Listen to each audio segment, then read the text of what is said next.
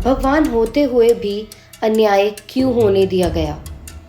हमारे मन में ये सवाल जरूर उठते हैं। भगवान सब देख रहे थे, तो सबसे बड़ा सवाल जो हमारे दिमाग में आता है वो ये है कि उन्होंने फिर ये सब गलत होने ही क्यों दिया?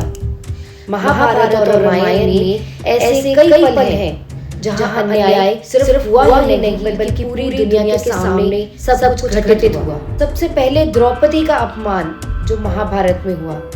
द्युत सभा में द्रौपदी को घसीट कर लाया गया। भीष्म पितामह, द्रोणा, कृपाचार्य सब वहीं मौजूद थे।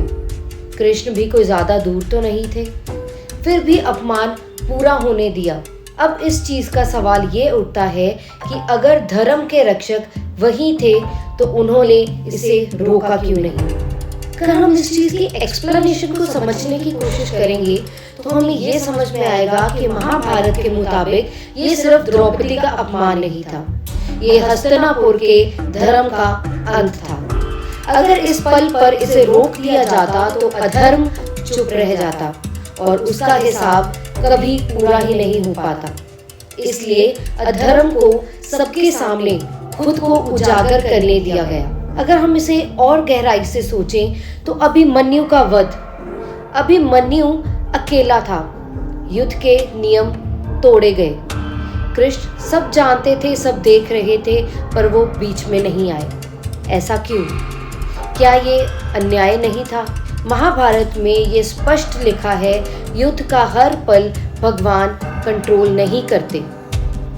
ये मानव युद्ध था और मानव गलतियों का बोझ मानव को ही उठाना था। कृष्ण ने रोककर युद्ध का अर्थ खत्म नहीं किया।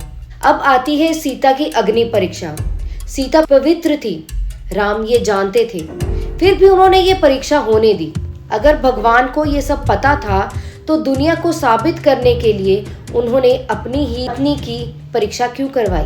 इसे हम ऐसे समझ सकते हैं कि राम यहाँ पर एक पुरुष की तरह नहीं, एक राजा की तरह आए। माइथोलॉजी के मुताबिक राजधर्म अक्सर व्यय धर्म से कठोर होता है। ये फैसला सुखद नहीं था, पर राज्य के लिए जरूरी माना गया, इसीलिए उन्हें ये फैसला सुनाना पड़ा। माइथोलॉजी ये नहीं कहती कि भगवान अन्याय को पसंद करते हैं, वो ये कहती है कि हर अन्याय का अंत तुरंत नहीं होता। कुछ गलतियां पूरी होती हैं ताकि उनका परिणाम सिर्फ वक्त नहीं बल्कि पूरी सभ्यता को भुगतना पड़े।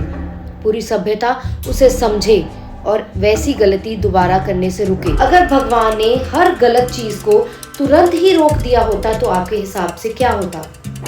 तो शायद धर्म नाम की कोई चीज ही कभी सीखी नहीं जा सकती थी। कोई धर्म को समझ ही नहीं पाता।